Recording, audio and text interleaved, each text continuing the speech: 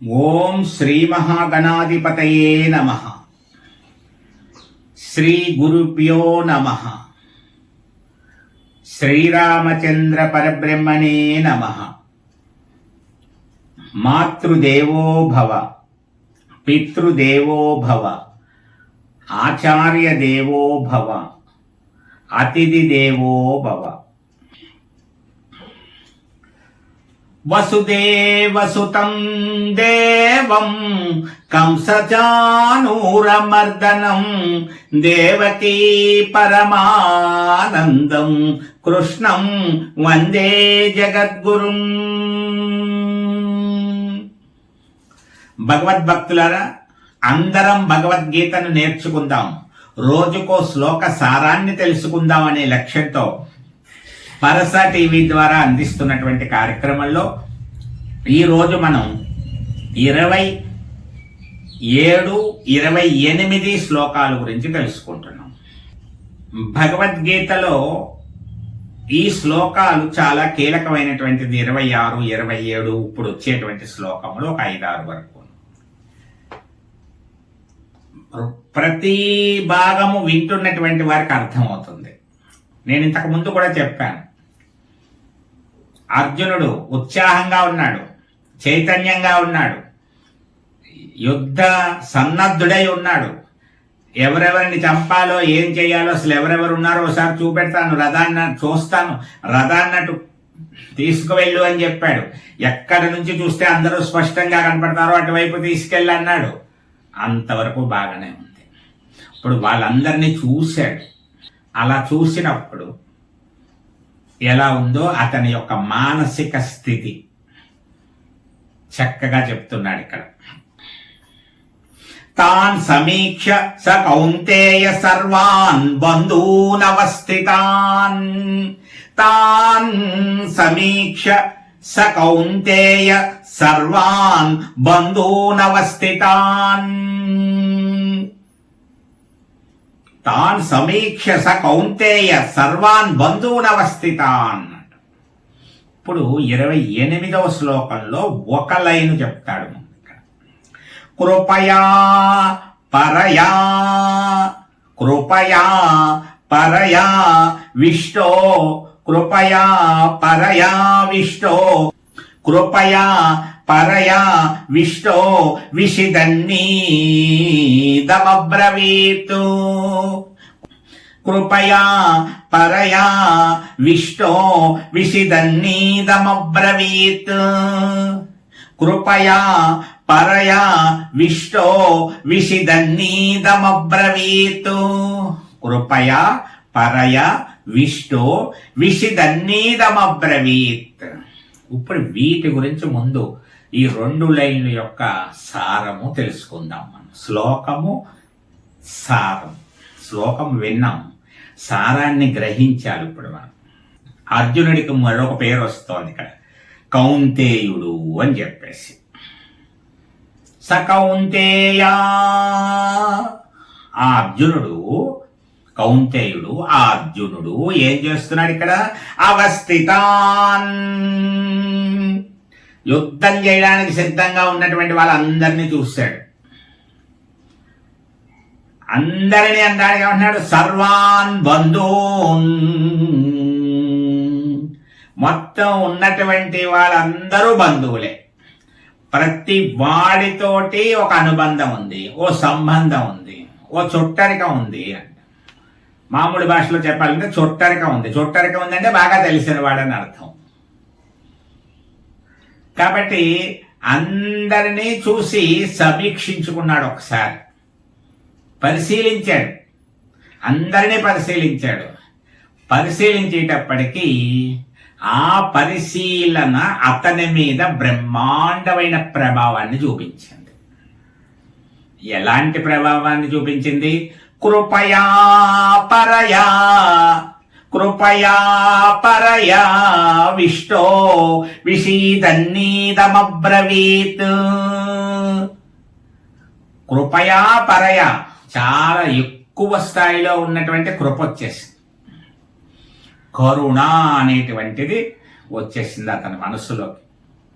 చాలా జాలి, దయా, కరుణ ఇవన్నీ బ్రహ్మాండంగా వచ్చేసాయి.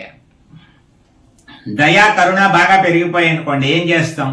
మనం ఉన్నటువంటి స్థితిని బట్టి మన చర్య ఉంటుంది అక్కడ. అంటే ఉదాహరణకి ఏదైనా కొట్టే చోట ఉన్నాం, అప్పుడు దయాకరణ పెరిగిపోయింది, కొట్టకుండా వదిలేస్తావు. కొట్టినట్టు చూపించవలసి వస్తుంది అనుకోండి అవతల వాడికి, ఇలా అంటావు ఊరికే. పిల్లలు కూడా ఒకసారి క్లాసులో కొత్తవాడు ఎవరైనా భయపడుతుంటే పర్లేదు ఏమనరు, కొట్టినట్టు పిలుస్తారంతే, ఇలా అంటారంతే, వెళ్ళొచ్చు అంటాడు ధైర్యంగా, వాడికి తెలిసిపోయింది. అలాగా కొన్ని చోట్ల దయా కరుణ ఉన్న చోట పెట్టే చోట ఉన్నారనుకోండి, కొంచెం ఎక్కువ పెడతాడు. ఇంత పెడితే ఇంత పెట్టమని చెప్పి వెళ్తారనుకోండి, ఇంత పెడితే ఏం సరిపోతుంది, వాడు తృప్తి పడాలి కదా అని కొంచెం ఇంత పెడతాడు. అంటే ఆ దయా కరుణ అనేటువంటివి మనిషిని ప్రభావితం చేసి అతని చర్యలని కూడా నిర్దేశిస్తాయి, అతను చేసే పని మీద కూడా ప్రభావం పడుతుంది. అందువల్ల ఇప్పుడు అర్జునుడు చంపవలసినటువంటి పని మీద వచ్చాడు. ఇప్పుడు మొదలు అనగానే చెయ్యవలసిన పని ఏంటంటే క్షణం నుంచి ఏం చేయాలి? చంపుకుంటూ ఉండాలి సాయంత్రం వరకు. ఒక నిమిషం ఖాళీ లేకుండా చేయవలసిన పని ఏంటంటే చంపడమే పని. బాణాలు వేస్తాడో, కత్తితో కొడతాడో, ఎలా కొడతాడో, అస్త్రాలు ప్రయోగించి రకరకాలుగా ఏం చేయాలంటే ఎంత మందినైనా చీల్చి చెండాడి అందరికంటే ఎక్కువ మందిని చంపినటువంటి వీరుడుగా ఖ్యాతి పొందాలి. అటువంటి వాడిలో ఏమైంది ఇప్పుడు? విషీదన్నీదమబ్రవీత్, విషాదం వచ్చింది, దుఃఖం ప్రవేశించింది. దుఃఖము ప్రవేశించింది అనగానే ఏమైపోతుంది ఒకసారి ఆలోచించండి. ఇది అర్జునుడు యుద్ధం అని చూసుకోకండి. మన కుటుంబాల్లో, మన జీవితాల్లో మనకి ఇలాంటి పరిస్థితులు ఎదురవుతూ ఉంటాయి. అర్జునుడికి యుద్ధంలో ఎదురైనట్టుగా చూపెడుతున్నాడు, మనకి నిజ జీవితంలో ఎదురవుతూ ఉంటాయి ఇలాంటి పరిస్థితులు. గట్టిగా ఏదో వసూలు చేసి ముక్కు పిండి వసూలు చేయాలంటారు, బాకీ లేవు. అలాంటి చోట అయ్యో వాళ్ళ పరిస్థితి ఏం బాగోలేదు, ఏం లాక్కొచ్చేస్తాం, ఏం పీక్కొచ్చేస్తాం అనే భావన ఉన్నటువంటి వాడు వెళ్తే పని అవుతుందా? వీడే వెళ్ళి ఇంకో 100 రూపాయలు ఎంతో ఇచ్చి ఏమైనా టిఫిన్ అది చేయండి, తిన్నారో లేదో అని ఇచ్చేసి వస్తాడు. ఇంకా వాడి వల్ల పని ఏమవుతుంది? అందువల్లే ఫైనాన్స్ కంపెనీలు ఇవి ఏం చేస్తాయంటే బాకీలు వసూలు చేసుకోవడంలో దిట్టగా ఉండేటువంటి వాళ్ళని జాలి, దయ, కరుణ అనేటువంటివి పక్కకి తోసి ఏ విధంగా అయినా సరే బండి లాక్కొచ్చేసైనా సరే, దబాయించైనా సరే వాడి చేత డబ్బులు కట్టించేటువంటి వాళ్ళని సెలెక్ట్ చేసుకొని పంపిస్తారు. అలా చేసినందుకు వాళ్ళకి అదనపు బహుమతులు కూడా ఇస్తారు. వాళ్ళకి చెప్పిన దానికంటే ఆ బాకీ వసూలు చేసుకొచ్చావు, వెరీ గుడ్, నువ్వు బాగా పనిచేసావు, ఇదిగో నీకు 200 అదనంగా ఇస్తున్నాం, బోనస్ అంటూ ఇస్తారు. ఎందువల్ల? అలా లేకపోతే వాళ్ళకి పని అవ్వదు, డబ్బు వసూలు అవ్వదు. ఇక్కడ యుద్ధంలో వీరుడు కూడా ఎలా ఉండాలి? చంపాలి. ఇంకా రెండో ఆలోచన లేకుండా చంపుకుంటూ పోవాలి. అటువంటి వాడికే పరమవీర చక్ర అనేటువంటి బిరుదులు అవన్నీ ఇస్తారు. అలా లేనటువంటి వాళ్ళని, దయగలిగిన వాళ్ళందరినీ యుద్ధంలో పెట్టారనుకోండి, వీళ్ళ ప్రాణాలు కూడా పోయేటువంటి అవకాశం ఉంది. వీళ్ళే కాకుండా వీళ్ళ పిరికితనం వల్ల, వీళ్ళ పిరికితనం కూడా కాదు, దయా కరుణ ఎక్కువైపోయింది. ఆ దయా వల్ల, కరుణ వల్ల ఏమైంది? మొత్తం మిగతా సైన్యానికి కూడా ముప్పు వాటిల్లుతుంది. అందువల్ల దయా కరుణ ఉండాలి మనిషికి. కానీ ఎప్పుడు ఎక్కడ ఉండాలో అక్కడ ఉండాలి, ఉండవలసిన చోట ఉండకూడదు. ఉండవలసిన చోట ఉండకూడదు. అందుకే వడ్డంలో అవి ఏదైనా పంచిపెట్టే కార్యక్రమాల్లో ఏదైనా జాగ్రత్తగా మనిషికి ఒకటే ఇవ్వాలనో, లేకపోతే చెంచాడే పెట్టాలనో ఏదో పెట్టి చోట ఇలాంటి వాళ్ళని, దయాకరణ ఉండే వాళ్ళని పెట్టు, నువ్వు పని చేయవు అక్కడ అని చెప్పేసి వాడిని పెట్టండి. వాడైతే కరెక్ట్గా ఉంటాడు, అసలు బెస్కానే వాడంట. అంటే వాడు ఇంకా ఏమి చోటు ఉండదు వాడి దాంట్లో, వాడికి చెయ్యాలనుకున్న పని పూర్తి చేస్తాడంతే. అందువల్ల ఈ దయాకరణ అనేటువంటివి అర్జునుడిలో ప్రవేశించి ఎప్పుడు ప్రవేశించాయి?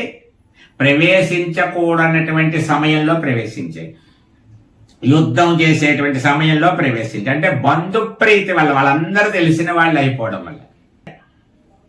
అందువల్ల ఇక్కడ ఉండకూడనటువంటి సమయంలో అర్జునుడిలో విషాదం అనేటువంటిది అలుముకొని విషాదం ముందు ప్రవేశించి అతనిలో దయను కారుణ్యాన్ని అమితంగా నింపేసింది. నింపేసినటువంటి వాడు ఇంకా కత్తి పట్టుకుని యుద్ధం ఏం చేస్తాడు, బాణ ప్రయోగాలు ఏం చేస్తాడు, విల్లంబులు ఎలా చేత పట్టుకుని ప్రయోగం చేస్తాడు. ఎందుకంటే ఎదురుగుండా ఉన్నవాడు తాత అనుకుంటున్నాడు, మేనమామ అనుకుంటున్నాడు, బంధువు అనుకుంటున్నాడు, సోదరుడు అనుకుంటున్నాడు, మనవడు అనుకుంటున్నాడు. ఇంక ఇలాంటి వాళ్ళని ఏం కొడతాడు? ఇది అర్జునుడిలో ఒక రకమైన దైన్యం ప్రవేశించింది. ఎంతలో ఎంత మార్పు అంటాను చూసారా? బయలుదేరినప్పుడు బాగానే ఉన్నాడండి అంటాం, ఒక్కోసారి బయలుదేరి వెళ్ళిపోతాడు, 10 నిమిషాల్లో వెనక్కి వచ్చేస్తాడు. అదే నేను వెళ్ళాలనిపించలేదు. ఇంతకుముందు బయలుదేరే ముందు ఎందుకు వెళ్ళడం, ఇప్పుడు బాణగా అది ఉంది ఎందుకు అన్నా సరే, అబ్బాయి వెళ్ళకపోతే ఎలాగా అన్నటువంటి వాడు, ముందుకు వెళ్ళిపోయినటువంటి వాడు, వానైనా ఏమైనా సరే వెళ్ళాలన్నవాడు ఏం చేశాడు? వెనక్కి వచ్చేసాడు. అలా వెనక్కి వచ్చేసాడంటే ఇంతకుముందు వెళ్ళాలనుకున్నవాడు వాడే, వద్దనుకుని వెనక్కి వచ్చిన వాడు వాడే. ఎందుకు అతనిలో ఇలా మార్పును తీసుకొచ్చిన వాళ్ళు ఎవరు? మనస్సు. వెళ్ళాలని ప్రేరేపించింది మనస్సే, వద్దు అని చెప్పింది మనస్సే. అంటే మనిషి మనసు చెప్పినట్టు నడుచుకుంటాడు. ఇది భగవద్గీత మనం నేర్చుకునే ముందు తెలుసుకోవలసినటువంటి అంశం. ఇది మనసుకు సంబంధించినటువంటి శాస్త్రము, మనసుకు సంబంధించినటువంటి బోధన, మనసుని శుద్ధి చేసుకునేటువంటి, మనసుని సద్భావన వైపు, సత్కార్యముల వైపు మళ్లించేటువంటి ఒక బ్రహ్మాండమైనటువంటి కార్యక్రమము అని చెప్పి మనం గుర్తించవలసి ఉంటుంది. అదే ఇక్కడ అర్జునుడిలో ఆ దీనత్వం ప్రవేశించింది. అందువల్ల ఏమైనా సిద్ధించాలి అంటే ఏ పనిని ఎప్పుడు చేయాలో చేయాలి. ఇప్పుడు మనిషి శరీరం బాగుంది, మనసు బాగోలేదు. ఇది గుర్తుపెట్టుకోవాలి. శరీరం దృఢంగా ఉంది, పుష్టిగా ఉన్నాడు, కానీ మనసులో ఓ రకమైన భయమో ఇజాలో దయో కరుణ అనేటువంటి ప్రవేశించింది అనుకోండి. ఇప్పుడు ఓ భయం ప్రవేశించింది, చీకటి అంటే భయం, వెళ్ళాడు బయటికి. చూస్తే మనిషి బ్రహ్మాండంగా పుష్టిగా ఉన్నాడు, కానీ ఎవరో తోడుంటే కానీ వెళ్ళాడు. అంటే ఏమైంది? ఒక లోపం అనేటువంటిది మనిషి శరీరానికి రాలేదు, మనిషి యొక్క మనసుకు వచ్చింది. ఇప్పుడు అందువల్ల చికిత్స, ట్రీట్మెంట్ దేనికి జరగాలి? ఇప్పుడు శరీరానికి అక్కర్లేదు, మనసుకి జరగాలి. ఆ మనసుకి జరగడానికి అవసరమైనటువంటి ఒక విజ్ఞానమే ఆత్మ విజ్ఞానం, ఆత్మజ్ఞానము. ఆ ఆత్మజ్ఞానాన్ని సంపూర్ణంగా మనకు అందించేటువంటిదే భగవద్గీత. కాబట్టి ప్రతి వ్యక్తికి ఇప్పుడు ఈ విజ్ఞానం అవసరమా కాదా నిర్ణయించుకోండి. అందరికీ అవసరం. ఒక్కసారైనా వింటే మన విధానం ఏంటో మనకు అర్థమవుతుంది, ఎలా ఉండద్దని చెప్పాడో అర్థమవుతుంది, మనం ఎలా ఉంటున్నామో అర్థమవుతుంది. కనీసం కొంతైనా ఎలా మారడానికి మనలో ఒక ప్రయత్నం అనేటువంటిది మొదలవుతుంది. ఇప్పుడు అర్జునుడు మనలాంటి స్థితికి వచ్చేస్తున్నాడు. ఏమి చెయ్యాలనిపించట్లేని పరిస్థితికి వచ్చేసాడు. రేపటి రోజు భాగంలో మరొక చక్కటి శ్లోకంతో ఇంకా అసలైనటువంటి భగవద్గీత మంచి ముదిరి పాకాన పడింది అంటారు చూసారా, అటువంటి అంశంలోకి, అటువంటి స్థాయిలోకి వచ్చేసాం మనం. చాలా బాగుంటుంది. భగవద్గీత క్విజ్ను కూడా ఏకాదశి నుంచి మొదలు పెట్టాలని నిర్ణయించడం జరిగింది. మీ అందరికీ కూడా భగవద్గీత క్విజ్ కూడా అందించడం జరుగుతుంది. కాబట్టి అందరూ వీక్షించమని మరొక్కసారి కోరుకుంటూ, సర్వే జనా సుఖినో భవంతు, లోకా సమస్తా సుఖినో భవంతు. హరే రామ రామ రామ హరే హరే, హరే కృష్ణ